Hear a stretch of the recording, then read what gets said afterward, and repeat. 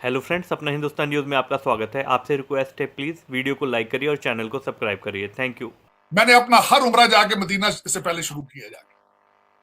मुझे ये बताएं कि मैं इस्लाम को किस तरह प्रोटेक्ट करूंगा वाशिंगटन डीसी में, किस तरह लोगों को बताऊंगा कि this is what we are. एक जो इस पे जो मैं बात जो मेरे लिए ज्यादा पेनफुल है, सिटिंग इन वाशिंगटन डीसी, ये एक फॉरेनर था, एक वर्कर था, ये बाहर से था, पाकिस्तानी नहीं था। आप तो एक दूसरे को मारते हैं, आपकी तो सोसाइटी टॉलरेंस तो है नहीं है वहां पे। एक मिनट के लिए सोचें जरा कि इन इमेजेस को इंडियन लॉबी जो आपको पहले ही 50 साल के मेरा मुझसे पीछे ले जा चुकी है, आपके पास सकत ही मौजूद नहीं है उसको डिफेंड करने के लिए, वो इन इमेजेस को कहां कहां रखेगी। नरेंद्र मोदी ने क्या कहा, और साथ ही उन्होंने ये भी कहा कि रूस जो है वो इंडिया का एक वाकई सच्चा और बहुत ही अनोखा और बहुत ही रिलायबल पार्टनर है, दोस्त है। इसी तरह जो व्लादिमीर पुतिन है, उन्होंने इस दौरान कहा कि we perceive India as a great power, कि इंडिया एक बड़ी ताकत है, बड़ी कुव्वत है, एक फ्रेंडली नेशन है, दोस्त मुल्क है। और बात कर रहे हैं कि 28 एग्रीमेंट्स हुए हैं, 99 पॉइंट्स का जॉइंट स्टेटमेंट सामने आया है। मतलब जो एक इंटरनेशनल बंदा भिखारी होता है ना, जैसे कि पैसे लोग देना शुरू कर देते हैं। पाकिस्तान के जो न्यूक्लियर एसेट्स हैं उनके बारे में, उनको उनकी पोजीशन को आपने जेपरडाइज करना है। और कि कौम भूख से मर रही है, महंगाई मार्च कर रहे हैं। मई से अब तक रुपए की कदर गिरी है 25 रुपया। हेलो फ्रेंड्स, अपना हिंदुस्तान न्यूज़ में आपका स्वागत है। पाकिस्तानी मीडिया में साजिद तरार बता रहे हैं, जिस तरीके से हमने श्रीलंकन की हत्या की है, घेर के मार के पाकिस्तान के अंदर, उसके बाद तो मैं वाशिंगटन डीसी में अपना मुंह छुपा के निकल रहा हूँ।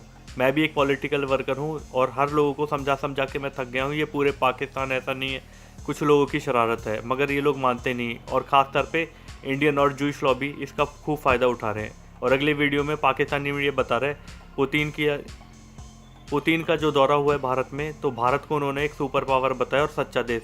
इससे पता चल जाता है दोनों देशों के रिश्ते कितने मजबूत हैं। और इसको सुनने के बाद पाकिस्तानी मीडिया के भी होश उड़े पड़े हैं। अगले वीडियो में ये भी बताया किस तरीके से हम इंटरनेशनल भिखारी बन चुके हैं और एक ऐसा समय आएगा जब हम अपने न्यूक्लियर बम भी दूसरों के हवाले कर देंगे और हमारे पास कुछ भी नहीं होगा इन्हें बचाने के लिए। आइए फ्रेंड्स, इस वीडियो को देखते हैं। एक जो इस पे जो मैं बात जो मेरे लिए ज्यादा पेनफुल है, सिटिंग इन वाशिंगटन डीसी, ये एक फॉरेनर था, एक वर्कर था, ये बाहर से था, पाकिस्तानी नहीं था। आप तो एक दूसरे को मारते हैं, आपकी तो सोसाइटी टॉलरेंस तो है नहीं है वहां पे। वहां तो आपका तो देखे, लेकिन वहां पे जब श्रीलंका का बंदा जिसका रिलीजन इस्लाम नहीं था, जब आपने उसको मारा है, तो इंटरनेशनल आपका इंटरनेशनल कम्युनिटी का रिएक्शन उस पर देखें तो आप हैरान हो जाएंगे। अभी आने वाली नस्लों, इसको एक मिनट के लिए सोचें जरा कि इन इमेजेस को इंडियन लॉबी जो आपको पहले ही 50 साल के मेरा मुझसे पीछे ले जा चुकी है, आपके पास सकत ही मौजूद नहीं है उसको डिफेंड करने के लिए, वो इन इमेजेस को कहां कहां रखेगी। यहूदी लॉबी इसको कहां कहां रखेगी।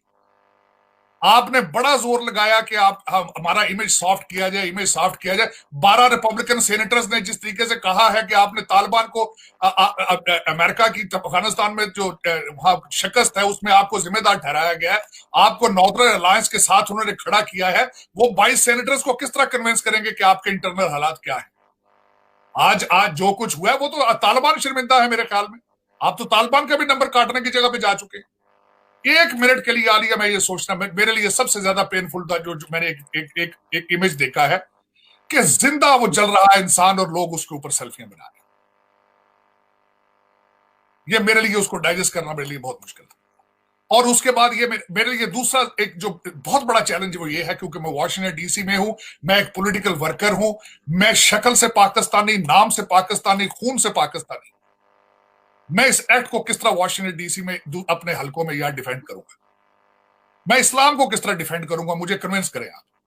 मैंने इस्लामिक लॉ पढ़ा है, मैं खुद बहुत बड़ा आशिक रसूल समझता हूं अपने आप को। मैंने अपना हर उम्रा जाके मदीना से पहले शुरू किया जाके। मुझे ये बताएं कि मैं इस्लाम को किस तरह प्रोटेक्ट करूंगा वाशिंगटन डीसी में, किस तरह लोगों को बताऊंगा कि this is what we are. नहीं कर सकते थे, कोई समझ नहीं आती। आज मंगल 7 दिसंबर है। गुज़िश्ता रोज 6 दिसंबर सोमवार के दिन रूस के सदर व्लादिमीर पुतिन ने मुख्तसर दौरा किया इंडिया का। नई दिल्ली के हैदराबाद हाउस में उनकी लगभग 3.5 घंटे की मुलाकात हुई इंडिया के प्राइम मिनिस्टर नरेंद्र मोदी के साथ। बात कर रहे हैं कि 28 एग्रीमेंट्स हुए हैं, 99 पॉइंट्स का जॉइंट स्टेटमेंट सामने आया है। आपको अंदाजा है कि तकरीबन 20 साल से, वैसे तो 74 साल से इनके दरमियान, रूस और इंडिया के दरमियान एक बेहतरीन ताल्लुक है। कोई भी दो मुल्क आइडियलाइज करते होंगे कि जैसा रिलेशनशिप रूस और इंडिया के दरमियान है ऐसा होना चाहिए हमारा भी मुख्तलिफ ममालिक के साथ, लेकिन गुज़श्ता 20 साल से इसको नाम दिया गया स्पेशल एंड प्रिविलेज्ड पार्टनरशिप का।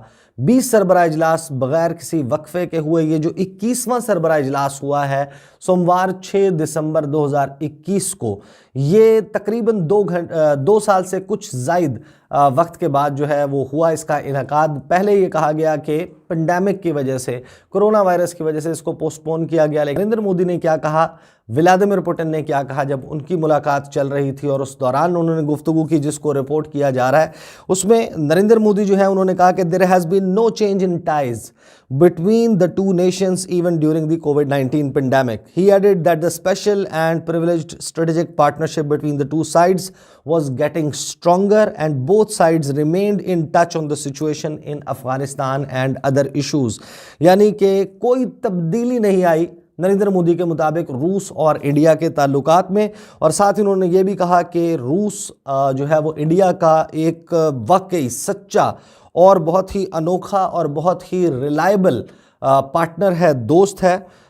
इसी तरह जो व्लादिमीर पुतिन है उन्होंने इस दौरान कहा कि we perceive India as a great power, कि इंडिया एक बड़ी ताकत है, बड़ी कुव्वत है, एक फ्रेंडली नेशन है, दोस्त मुल्क है और एक टाइम टेस्टेड फ्रेंड है और हमारे दरमियान ताल्लुकात बढ़ते हुए दिखाई दे रहे हैं।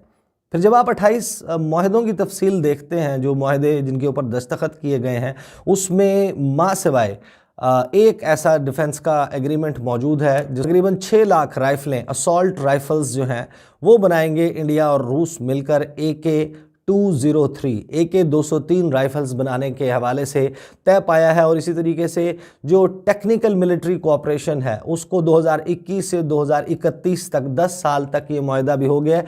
इसमें दरअसल किया ये गया है कि दोनों ममालिक इनके दरमियान, क्योंकि माजी में बहुत ज़्यादा डिफेंस डील्स होती रहीं और बहुत ज़्यादा डिफेंस इक्विपमेंट रूसी साख्ता इंडिया के पास मौजूद है, तो उसमें कुछ स्पेयर पार्ट्स, उनकी सर्विसिंग, उनके हवाले से जो दीगर सर्विसेज फ्राहम करनी होती हैं, तो उसका एग्रीमेंट जो है वो कर लिया गया। वो 2+2 डायलॉग, बेसिकली 2 मीटिंग्स हुई, पहले सेपरेट मीटिंग्स हुई। इंडिया के वज़ीर ख़ारजा सुब्रमण्यम जयशंकर और सरगई लावरोव जो उनके काउंटर पार्ट हैं उनकी दरमियान मुलाकात हुई। साइड बाय साइड एक और 1-on-1 मीटिंग चल रही थी जो कि वज़ीर दिफा राजनाथ सिंह और वज़ीर दिफा जो रूस के हैं सरगई शोइगु, उनके दरमियान मुलाकात चल रही थी। इन दोनों मुलाकातों के बाद 2+2 फॉर्मेट की पहली मुलाकात हुई रूस और इंडिया के दरमियान। इससे पहले जो 2+2 फॉर्मेट है इंडिया का, वो जापान के साथ, ऑस्ट्रेलिया के साथ, अमेरिका, बेसिकली अपने क्वाड पार्टनर्स के साथ मौजूद है। जैसे ही ये मुलाकात ख़त्म हुई, इसके बाद कुछ एग्रीमेंट्स जो हैं उनके ऊपर दस्तखत किए गए, जो टेक्निकल मिलिट्री कोऑपरेशन का एग्रीमेंट है और इसी तरीके से असॉल्ट राइफल्स AK-203 बनाने का, तकरीबन 6 लाख राइफल्स बनाने का एग्रीमेंट है, इस पर दस्तखत किए। मतलब जो एक इंटरनेशनल बंदा भिखारी होता है ना, जैसे कि पैसे लोग देना शुरू कर देते हैं, कर्जे लेने के लिए आपने स्टैंप लगवानी है IMF की, और पाकिस्तान के गरीब लोगों का गला घोंटना है आपने, और पाकिस्तान के जो न्यूक्लियर एसेट्स हैं उनके बारे में, उनको, उनकी पोजीशन को आपने जेपरडाइज करना है। और आप पैसे ज़रूर लें, लेकिन उसके लिए सब कुछ तो ना लिख के दें IMF को। सब कुछ वो सच बोला है, कड़वा सच बोला है, जिसने आप लोगों को एक्सपोज किया है। तो आप आ गए हैं और आप ये कह रहे, कोई आपके चेहरे पे कोई नदामत मुझे नज़र नहीं आ रही ये कहते हुए कि स्टैंप लग जाती है तो सब पैसे देते हैं, यानी कर्ज पे आपने हर चीज़ बनानी है।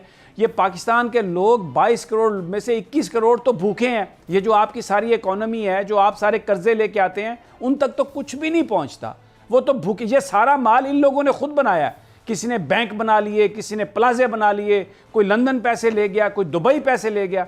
आम आदमी जो है वो तो भूखा है, आम आदमी के पास तो कुछ भी नहीं है। जिस कर्जे की, जिस तरक्की की बात करते हैं, पाकिस्तान के गरीब लोगों के लिए तो वो नहीं है, ये तो इन बड़े लोगों के लिए है कि ये पाकिस्तान की धरती के मुखालिफ हैं और वो पाकिस्तान के बारे में क्या फ़ैसला करेंगे या उसकी बेहतरी के लिए क्या बात करेंगे, जो यहाँ पर दफन भी नहीं होना चाहते, यहाँ पर मरना भी नहीं चाहते, क्योंकि नवाज शरीफ साहब चले गए हैं यहाँ से, इस मुल्क को छोड़ के सऊदी अरब में भी चले गए थे पहले और अब फिर चले गए हैं कि कौम भूख से मर रही है, महंगाई मार्च कर रहे हैं, तो ये गाने शाने गा के ये गरीब आवाम के जख्मों पर नमक ही छिड़क रहे हैं ना। सही बात है। लोगों को गरीबों से क्या गर्ज है? लाइट सी बात तो ये है कि गरीब आदमी को जितना ये बेवकूफ़ बनाते हैं लीडर, उनको इतनी हदायत दे दे कि जो इनका असल काम है वो इस तरीके से कर लें कि पाकिस्तान के अवाम भी उसके बेनिफिशरी हो जाए, जो गरीब आदमी है उसके दुख दर्द में भी कोई कमी हो जाए।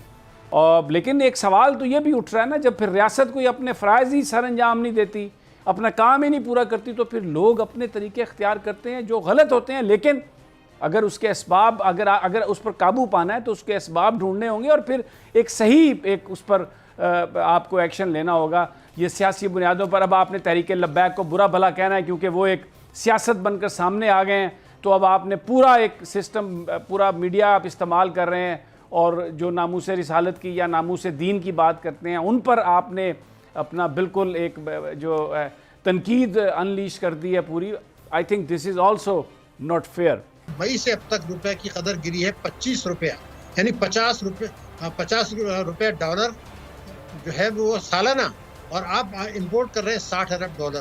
तो ये तो सारी तबाही आई है अशराफिया को नवाजने के लिए, नाजायज तरीके से नवाजने के लिए IMF के प्रोग्राम को सस्पेंड करके तिजारती खसारा बढ़ाया और रुपए की कदर गिराई, जिससे ये सारी महंगाई आ रही है। नंबर 1 तो ये पहले जो फ्रेंड्स ऑफ पाकिस्तान का एक मुआहदा हुआ था कुछ साल पहले, उसमें जो गलत कार्य की थी ये उसका तसलसल है। अगर इन दोनों चीज़ों का तहकीकात कर लें तो हर चीज़ सामने आ जाएगी कि क्या ड्रामा पाकिस्तान के साथ खेला गया है